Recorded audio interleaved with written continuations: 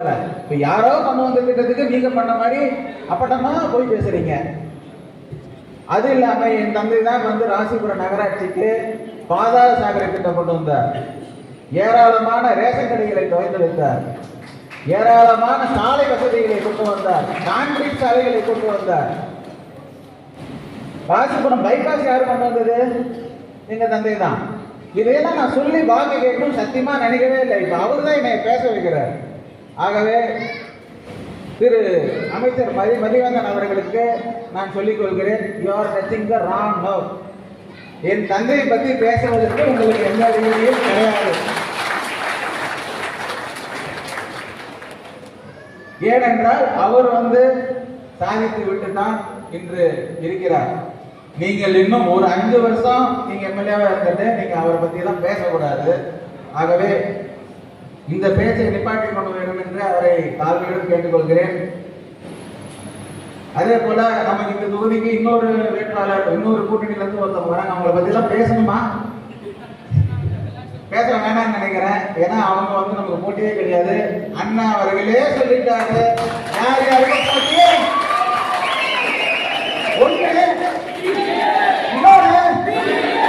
ஒன்று டிவிக்கே இன்னொன்னு டிஎம்கே. நமக்கும் மதிவதனுக்கு தான் போட்டி. தைரியமா போய் வாக்கு கேளுங்க. நம்ம வாக்கு கேட்கறதுக்கு அத்தனை உரிமைகளும் இருக்கு. நாம ஊழல் செய்யல. ஊழல் படிந்த கலைகள் நம்ம கிட்ட கிடையாது.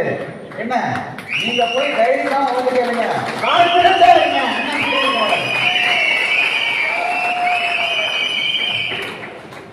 மக்கள்கிட்ட நீங்க இப்ப ஏற்படுத்திக்கிற கனெக்ட் அடுத்து வர பல தசாப்தங்களுக்கு உங்களுக்கு உதவ போகுது. நீங்க தான் மக்களுக்கு எல்லா நலத்திட்டங்களையும் கொண்டு போய் சேர்க்க போறீங்க. நீங்கள் தான் மக்களுக்கு பயன்பெறுவ விஷயங்களை செய்ய போறீங்க. ஆகவே மக்களிடையே சிறந்த முறையில் சென்று வாக்குகளை கேட்டு விசில் சின்னத்தை முதலில் எடுத்து சென்று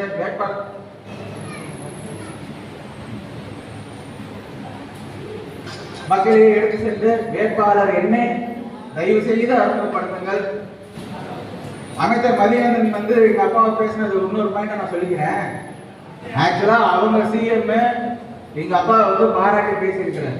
சட்டமன்ற குறிப்பில் இருக்கு. அவங்க டெபுட்டி சிஎம் துணை முதல்வர் தான் எங்க அப்பா கதையை படமா எடுத்தாரு. மாமனங்கிற படம் உங்களுக்கு என்னதான் தெரியும். மாமனங்களோட மகன் நான் நிக்கிறேன்.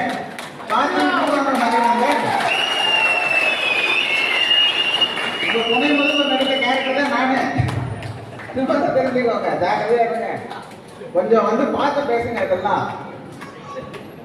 அதே போல ஒவ்வொரு வீடாக அண்ணன் அவர்கள் என்னை சொல்லி அனுப்பின ஒரே விஷயம், ராசிபுரம் மக்களின் வீடு வீடாக சென்று அவர்களுக்கு தேவையான குறைகளை நிவர்த்தி கொடுக்க. இது ஒரு அண்ணன் அவர்கள் அமைக்க போகும் அரசு ஒரு மக்களின் அரசு. மக்களுக்காக தான் சேவை செய்யப்படுறோம். மக்களுக்கு என்ன தேவையோ வீடு தோறும் சென்று தான் நாம் சேவை செய்யப்படுறோம். ஆகவே கழக நிர்வாகிகள் அனைவரும் அடுத்து வரப்போற 15 நாள், நாங்க இப்ப ஸ்டார்ட் பண்ணி பேசும்போது 20 நாள் சொல்லியிருந்தோம். அதுக்குள்ள 5 நாள் போயிடுச்சு. இன்னும் 15 நாள் தான் இருக்குது. 15 நாள் வீடு வீடாக சென்று கண்டிப்பா உங்க உழைப்பை நீங்க செய்யணும். நீங்க ஆல்ரெடி அண்ணன் அவர்கள் தலைமையில 2 வருடமாக மிக அருமையாக உழைத்துக் கொண்டிருக்கிறீர்கள். இந்த 15 நாள் என்பது மிக மிக முக்கியம். இந்த 15 நாள்ல மாற்றக்கூடிய வேலை சித்து விளையாட்டுகள் இருக்கு. ஆளுடைய கட்சிக்கு தெரியும். அதையெல்லாம் வழிவிடாம நீங்கள் 15 நாள் மிக கவனமாக செயல்படும். சின்ன பசங்க எல்லாரும் ஒன்று சேர்ந்து வேலை செய்யணும். மகளிர் அவர்களை நான் சிறப்பா கேட்டுக்கிறேன். நீங்க எல்லாம் டோர் டு டோர் கேம்பெயின் இருக்கிற வீட்டில் இருக்க லேடிஸ் எல்லாம் போய் பேசுங்க. அவங்க காசு கொடுக்குறாங்க. ரேஷன் கடை மூலமா 5000 ரூபாய் 10,000 ரூபாய் கொடுத்துட்டு இருக்கிறாங்க. அது எல்லாம் ஏமாத்துறதுக்கு தான். வெள்ளையா இருக்கிறவங்க போய் சொல்ல மாட்டாங்கிற கதை தான். காசு கொடுத்தா அவன் நல்லவன் கிடையாது. தயவு செஞ்சு மற்ற ஜனங்கிட்ட போய் புரிய வைங்க. லேடிஸ் கிட்ட புரிய வைங்க. அண்ணன் அவர்கள் தான் இந்த தமிழ்நாட்டுக்கு ஒரு விடிவெளியாக வரப்படுகிறார். ஒரு புரட்சி நடக்க போகிறது. ஒரு விசில் புரட்சி நடக்க போகிறது. தமிழ்நாட்டின் வண்ணமே மாற போகிறது. இனிமேல் இதுதான் தமிழ்நாட்டின்.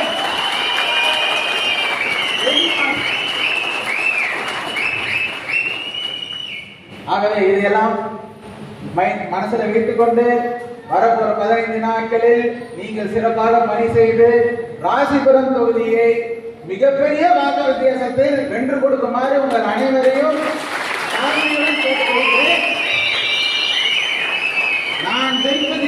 இந்த தொகுதி ஜெயிப்பதினால் அண்ணன் அவர்களுக்கு உறுதுணையாக பெரும்பான்மையான எம்எல்ஏக்கள் கிடைத்தால் அண்ணன் ஆட்சி அமைப்பார். அந்த ஆட்சி அமைப்பதற்காகத்தான் நாம் உழைக்கப் போகிறோம். நம்மளுடைய இலக்கு அண்ணன் தளபதி அவர்கள் முதல்வராவது. நாம் கொடுக்க வேண்டிய பரிசு இந்த தொகுதியின் வெற்றியை.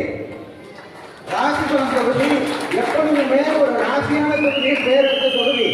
இந்த தொகுதியில வரிசை அமைச்சர் சபாநாயகர் இருந்திருக்காங்க. அதனால அந்த மாதிரி ஒரு பேர் வந்தது. இப்போ நாம அதிக வாக்கு வித்தியாசத்தில் ஜெயித்து கொடுப்பதினால் அண்ணன் அவர்கள் மனதில் ராசிபுரம்னா நமக்கு அதிக வாக்கு கொடுத்த தொகுதி, அப்படி இது ஒரு ராசியான தொகுதி அப்படின்னு அண்ணன் அவர்கள் மனசுல போய் பதிக்கணும்.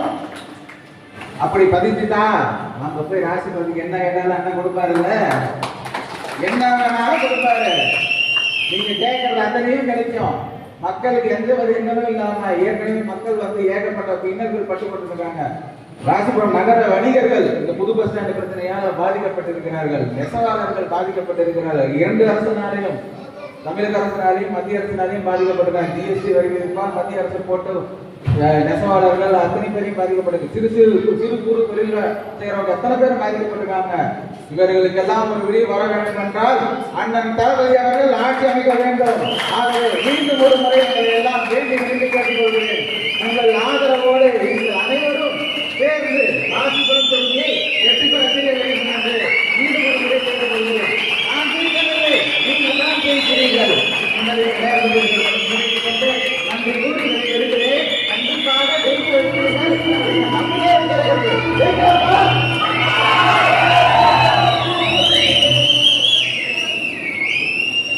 சாப்பாடு வச்சு அனுப்பணும்னு எங்களுக்கு ரொம்ப ஆசை. சாப்பாடு நேரம் டைம் ஆயிடுச்சு. இந்த ஒரு தடவை பண்ணிச்சுக்கோங்க. தேர்தல் நடத்தை உரிமைகள் நிறைய கட்டுப்பாடுகள் இருந்திருக்கு. அதனால எங்களால் சாப்பாடு ஏற்பாடு பண்ண முடியல. கண்டிப்பா நம் வெற்றி விழாவில் உங்களுக்கு சிறப்பான விருது அளிப்பேன் என்பதை இந்த நேரத்தில்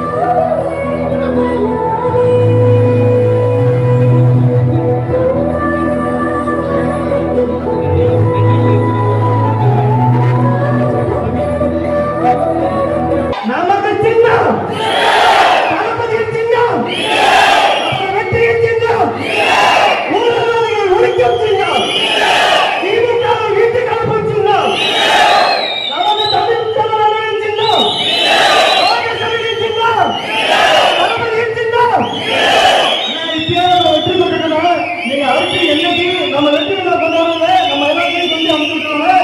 நமது சின்னம், நமது வெற்றியின் சின்னம். எல்லாரும் மறக்காம நம்ம சின்னத்தை ஒவ்வொரு கிராமமா ஒவ்வொரு வீடா கொண்டு போய் சேர்த்துறோம்.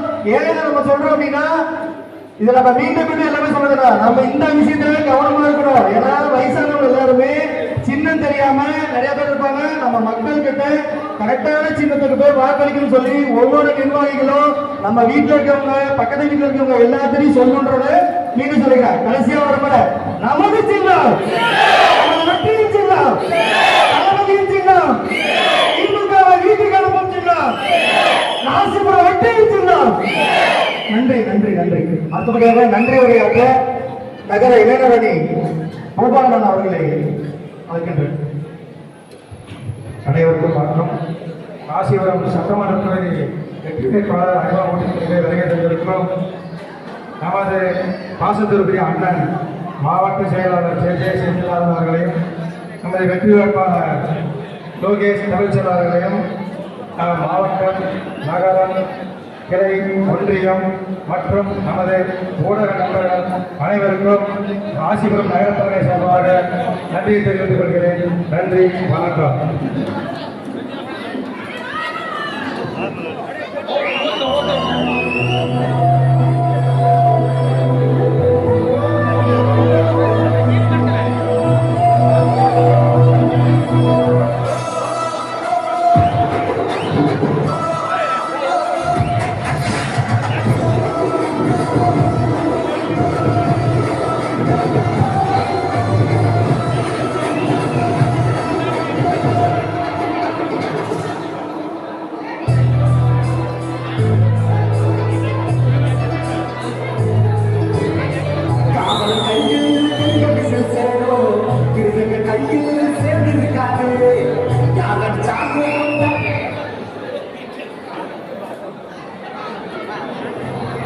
மக்கள்